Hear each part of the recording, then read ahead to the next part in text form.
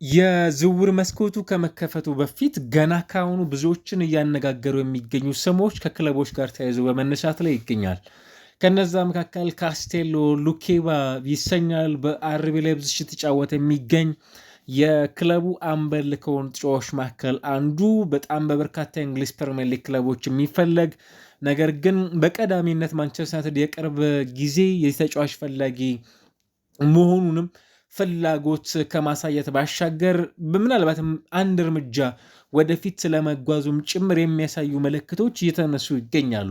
በቅርብ ጊዜያቶች የማንቸስተር ዩናይትድ ስም ከዝውውሮች ጋር በተያያዘ በተለይም ከተከላካይ ሴንተር ባኮች ጋር ሃሪ ማጓየርን በተመለከተ በቅርብ ጊዜያቶች ውስጥ የተደጋጋሚ የጉዳት ጉዳይ ጥያቄ ሲነሳበት የነበረ ተጫዋች ነው።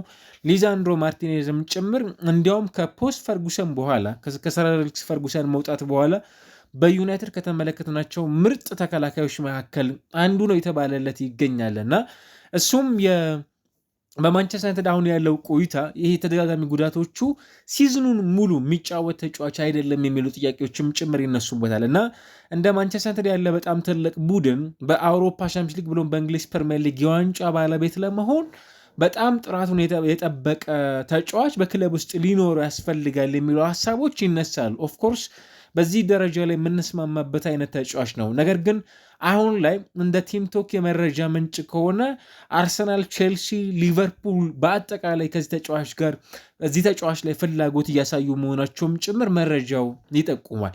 ነገር ግን በጣም በትልቁ ማንቸስተር ዩናይትድ የዚህ ተጫዋች ፈላጊ መሆኑም ጭምር የተሰማው በምን ምክንያት ነው የሚሉት ጉዳዮች የሚነሱ ናቸው። ቅድም እንዳነሳ ነው አንዱ ፈረንሳይ ተከላካይ ነው። በነገራችን ላይ በጣም ጥሩ የሚባል ኳሊቲ ያለው ተጫዋች መሆኑንም ጭምር ያስተዋልንበት ይመስለኛል። በሌብዚሽ ቤት ውስጥ ባለው ቆይታ እየተመለከተን እንዳለ ነው ወደ 77 ሚሊዮን ፓውንድ አሊያም ወደ 90 ሚሊዮን ዩሮ አካባቢ የሚጠጋ ገንዘብ ለተጫዋቹ ውል ማፍረሻ በሌብዚሽ በኩል የሚጠበቅበት የማርኬት ቫሊዩ ገንዘብ አሁን የሚነሳበት ነው። ነገር ግን መረጃዎች ደግሞ በትክክል እንደሚጠቁሙት ክለቦች ይህንን ተጫዋች ለማስፈረም የሚያቀርቡት ገንዘብ የዚህን ያህል ሳይሆን ወደ 69 ሚሊዮን ፓውንድ በጣም ዝቅ ይላል። በዚህ ምክንያት ደግሞ ተጫዋቹን ለማዛወር ክለቦች ከተጫዋቹ ወኪል ጋር በተገናኘ ወኪሎቻቸውንም ጭምር እየላኩ ንግግሮችን እንዲያደርጉም ጭምር ፕሮሰስ ላይ እንደሚገኙም ጭምር ነው እየተሰማ የሚገኘው። በዚህ ጉዳይ ላይ የፕሪሚየር ሊግ ክለቦችን በቀዳሚነት ናቸው በነገራችን ላይ የተነሳ የሚገኙ ከአውሮፓ ክለቦች የፕሪሚየር ሊግ ክለቦች የተጫዋቹ ቀዳሚ ፈላጊ ሆነው ብቅ ማለታቸው ምናልባትም መዳረሻው ሊሆን የሚችለው ወደ እንግሊዝ ፕሪሚየር ሊግ ነው። ታዲያ ለምሳሌ ከፕሪሚየር ሊግ ክለቦች ውጭ ማን ይፈልጓል ብላችሁ ካላችሁ በጀርመን ቡንደስሊጋ ባየር ሚዩኒክ የረጅም ጊዜ ተጫዋቹ ፈላጊ ነው። በስፔን ላሊጋ ሪያል ማድሪድ የረጅም ጊዜ የተጫዋቹ ፈላጊ መሆኑም ጭምር መረጃዎች እየጠቆሙ ነው የሚገኙት። ታዲያ መረጃዎቻችን ጠቁመውናል ብለው እንደሚሉትም ጭምር ኢቭን ቦሩሲያ ዶርትሙንድም ጭምር የኒኮ ሽሎተር ቤክም ተተኪ አድርጎ ወደ ክለቡ ሊያመጣቸው ከሚፈልጓቸው ተጫዋቾች መካከል አንዱ እንዲሆንም ጭምር ይፈልጋሉ። እንደምታውቁት በዚህ ጉዳይ ላይ ደግሞ በተመሳሳይ የማንቸስተር ዩናይትድም ጭምር እንዲሁም ሪያል ማድሪድ በሴንተር ባኮች ላይ በጣም ጥያቄ ውስጥ ከሚገቡ ክለቦች መካከል አንዱ እንደሆነ እያስተዋልንባቸው እንገኛለን። ማንቸስተር ዩናይትድ ስለምንድን ነው የፈለገው ይህንን ተጫዋች የሚለው ጉዳይ በደንብ የሚነሳ ነው። እንደምታውቁት ሁሉ ምናልባትም በቅርብ ዓመታት ከተመለከትናቸው የቡድኑ ሴንተር ባኮች ውስጥ ተደጋጋሚ ጉዳቶችን በክለብ ውስጥ ማስተዋል መቻላችን ምናልባትም በተከላካዮች ላይ በጣም ብዙ ፈተናም ከተፈተኑ ክለቦች መካከል እንደ አንዱ ልናነሳው የሚገባ ይመስለኛል። የሉኬባ ዴቨሎፕመንት ግን እድገት በጣም የተሻለ ሆኖም ጭምር በርካታ ክለቦች ተጫዋቹ ላይ ትኩረታቸውን እንዲያደርጉም ጭምር ስለማድረጉ መረጃዎች ይጠቁማሉ። እድገቱ በጣም አሪፍ ነው። ከዚህ በኋላ በሚኖሩት የእግር ኳስ ቆይታዎች መከላከሉ ላይ ያሉት ጥሩ አቅም ወደ ፕሪሚየር ሊጉ መጥቶም ጭምር እንዲጫወት የሚያስችለው አቅም እንዳለውም ጭምር የሚነሳበት አይነት ተጫዋች እንደሆነም ጭምር እየተነሳለት የሚገኝ ተጫዋች መሆኑን በዚህ ሰዓት ላይ ያስተዋል ነው የሚገኝ ተጫዋች ነው። ዩናይትድ በቀዳሚነት ከሙሪሊዮ ጋር ተያይዟል። በነገራችን ላይ በዚህ ሰዓት ላይ ሌላው በተከላካይ ስፍራ ላይ የተጫወቱ ከሚገኙ በጣም ጥራታቸውን ተጠብቀዋል ብለን ከምናነሳቸው የወቅቱ የሴንተር ባክ ስፍራ ላይ እየተጫወቱ ከሚገኙ ተጫዋቾች መካከል አንዱ በርከት ያሉ ክለቦችም ጭምር የሚፈልጉት አይነት ተጫዋች ስለመሆኑ ብዙም የሚያጠይቅ አይደለም። ራሱ ማንቸስተር ሲቲም ጭምር የዚህ ተጫዋች ፈላጊ መሆኑን በተደጋጋሚ የተመለከት ነው እንደምንገኝም ጭምር እናስታውሳለን። እና አሁን ግን ካስቴሎ ሉኬባ ምናልባትም ቀጣዮቹ ቆይታዎች ወደ ፕሪሚየር ሊግ ወደ ፕሪሚየር ሊግ ክለቦች የሚሄዱ ጉዳይ ላይ ብዙም የሚያጠያይቅ እንዳልሆነም ጭምር መረጃዎች እየጠቆሙ ነው የሚገኙት። እርግጥ ነው እንደነ ለምሳሌ ፍሎሪያን ፕሌተንበርግ የስካይ ጀርመኒ ጸሐፊያን ከሆኑት መካከል አንዱ ነው። ይሄ የግራ ሀገር ሌፍት ፉት ሴንተር ባክ ተጫዋቾች ከሆኑት ውስጥ አንዱ ምናልባትም ከዚህ ክለብ ጋር በዚህ ውድድር ዓመት መጨረሻ የመለየት እድል ሊኖረው እንደሚችል በሰፊው ነው እያነሳ የሚገኘው።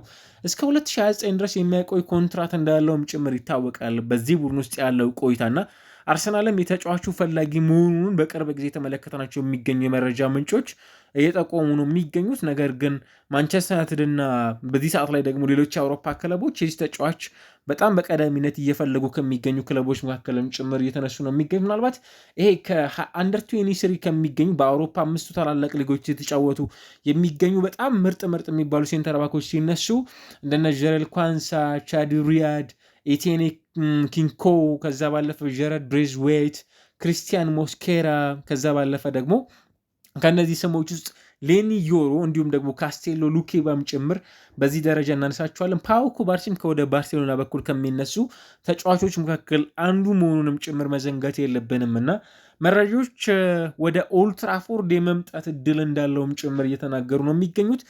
ፕሪሚየር ሊጉ ብሎም ደግሞ በርካታ የአውሮፓ ታላላቅ ሊጎች በዝውውር ሂደቱ ላይ ገና ካሁኑ ስሞቻቸው ግን በጣም በትልቁ ከተጫዋቾች ዝውውሮች ጋር በተገናኘ መረጃዎችን በማጋራት ላይ ነው የሚገኙትና ስቲል እንደነ ጌት ፍሬንች የመረጃ ምንጮችም ጭምር ይህንን ተጫዋች በተመለከተ መረጃዎቻቸውን ይፋ እያደረጉ ነው የሚገኙት። ቅድም እንዳነሳ ነው ሁሉ በጣም በርከት ያሉ ክለቦች ናቸው የተጫዋቹ ፈላጊ የሆኑት። የትኛው ጋር ማረፊያው ሊሆን ይችላል የሚለው ጉዳይ ስቲል ምላሽ ያገኘ ጉዳይ ነው ለማለት ያስቸግራል። ከተጫዋች ከዝውውሮች ጋርም ጭምር በተገናኘና ሌኪፕም ይህንን ጉዳይ አጋርቶ ነበር። አርሰናል ከሌብዚሽ ጋር በቅርቡ ሌብዚሽ የሁለታቸውን ውጤት ካጠናቀቀ በኋላ እና ምናልባትም በዛ ጨዋታ ላይ አርሰናሎች ስካውት ልከው ነበርም ጭምር የሚሉ መረጃዎች ወጥተዋል። በተለይ ሌብዚሽ ከቦሩሲያ ዶርትሙንድ ጋር ያደረጉት የሁለታቸው ውጤት በተጠናቀቀበት የጨዋታ መርሃ ግብር ሰው ቀላል የሚባል የትኩረት ማዕከል እንዳልሆነም ጭምር ልናነሳቸው ከሚገቡ ተጫዋቾች መካከል መሆኑንም ጭምር እያስመለከተን የሚገኝ የሜዳ ላይ ቆይታ እንዳለውም ጭምር እየተመለከተን እንገኛለን እና ይህን ተጫዋች በቀጣይ በትላልቅ የሚባሉ የአውሮፓ ክለቦች ውስጥ የማየት እድላችን በጣም ሰፊና ከዚህም የተሻለ ጭምር የማድረግ እድል እንዳለውም ጭምር ልናነሳለት የሚገባ ነው። በ2022/23 የውድድር ዘመን የነበረው ቆይታ በጣም ድንቅ ከሚባሉ ጨዋቾች መካከልም ጭምር አንዱ ያደረገ የሜዳ ላይ ፐርፎርማንስ እንደነበረውም ጭምር የምናነሳው አይነት ስታቲስቲክስ የነበረው ተጫዋች ነው።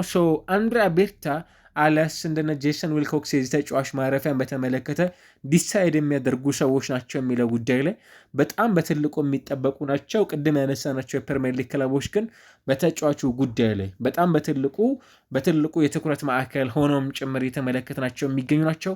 አይዶኖ በጣም ትላልቅ የሚባሉ ክለቦች በዚህ ፍጥነት ለዚህ ተጫዋች ፈላጊ ሆነው ብቅ ማለታቸው መዳረሻውን በተመለከተ ግን በጣም የሚያጓጓና ክለቦች በትኩረት እንዲከታተሉትም ጭምር የሚያደርግ የዝውውር ጉዳይ ይመስለኛል። የካስቴሎ ሉኬባ ማረፊያ ግን በጣም በጉጉት ከሚጠበቁ የዝውውር ጉዳዮች ላይ ልናነሳቸው የሚገባ ጉዳይ ይመስላል። የቅርብ የመረጃ ምንጮች ግን የእንግሊዝ ፕሪሚየር ሊግ ማረፊያውን በተመለከተ በአብዛኛው የመረጃ ምንጮቹ ላይ ይስማሙበታል። ኦልትራፎርድ የሚለው ጉዳይም ጭምር ለምሳሌ ግራም ቤሊ በዚህ ሰዓት ላይ በተደጋጋሚ ቲምቶክ ላይ ከሚጽፉ ጸሐፊያን መካከል አንዱ መሆኑን ታስታውሳላችሁ። እሱም ይህንን ጉዳይ በማጋራት ደረጃ መረጃውን እያስመለከተ ነው የሚገኘው። ከዛ ባለፈ ሌሎችም በዝውውር ሂደቱ ላይ ስማቸውን በደንብ የምናውቃቸውና ሜንሽን የሚደረጉ ትላልቅ የሚባሉ የመገናኛ ብዙሃን የዚህ ተጫዋች ፈላጊ ማንቸስተር ዩናይትድ መሆኑንም ጭምር እያስመለከተን እንደሚገኝ ነው እና አሁን እንዲያውም አንዳንድ የመረጃ ምንጮች እንደሚጠቁሙት ማለት ነው ማንቸስተር ዩናይትድ ከሪያል ማድሪድ ጋር ባትል ላይ ገብቷል፣ ጦርነት ላይ ይገኛል በዚህ ተጫዋች የዝውውር ጉዳይ ላይ የሚሉ መረጃዎችም ጭምር እያስመለከቱ ነው የሚገኙት። ቀጣይ የዚህኛው ተጫዋች ጉዳይ ምን ሊሆን ይችላል የሚለውንም ጭምር የማየት እድላችን በጣም ሰፊ ነው። እንደነ ፋብሪስ ሃውኪንስም ይህንን መረጃ በማጋራት ላይ ነው የሚገኙት።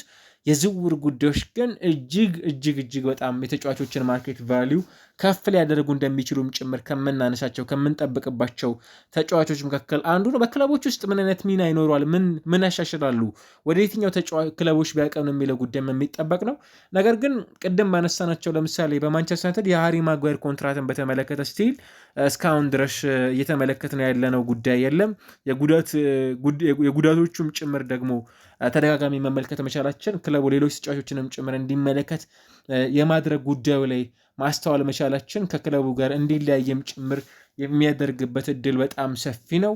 2002 የተወለደው አሁን 23 ዓመቱ ላይ የሚገኘው ፈረንሳይ ኢንተርናሽናል ኦልትራፎርድ የመምጣት እድል አለው።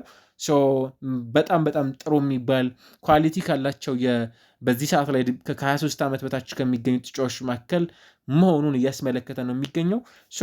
ታክቲካሊ በጣም ጎበዝ ከሚባሉ ተጫዋቾች መካከል አንዱ ነው። ለምሳሌ በኦፌንሲቭ ላይ የሚሳተፍበት መንገድ በጣም ብዙዎች ያደንቁለታል። በኦሎምፒክ ብሔራዊ ቡድን የተመለከትነው ነው። በፈረንሳይ ብሔራዊ ቡድን በዴፊ ፖካል እንዲሁ ዩሮ አንደር 21 ፈረንሳይን ወክሎ ተጫውቷል። በጀርመን ቡንደስሊጋ ዘንድሮ 19 ጨዋታዎችን ማከናወን የቻለ ተጫዋች ነው። ከዛ ባለፈ ደግሞ ይህንን አይነት ብቃት የያዘ ተጫዋች መሆኑ በበርከት ያሉ ክለቦችም ጭምር የተጫዋቹ ፈላጊ እንዲሆኑ የሚያስችል መሆኑን በደንብ ልናነሳው የሚገባ ይመስለኛልና ወደ የትኛው ክለብ የሚለው ጉዳይ ነው በጣም በትልቁ የሚነሳው። ያንን የማየት እድል የሚኖረን ግን ሙሉ ለሙሉ ካርሎስ ካስቴያ ሊኬባ በቀጣይ ወደ እንግሊዝ ፕሪሚየር ሊግ ብሎም ደግሞ ወደ ማንቸስተር የሚመጣበት እድል መኖሩን እነዚህ የመረጃ ምንጮች በማጋራት ላይ ይገኛሉ።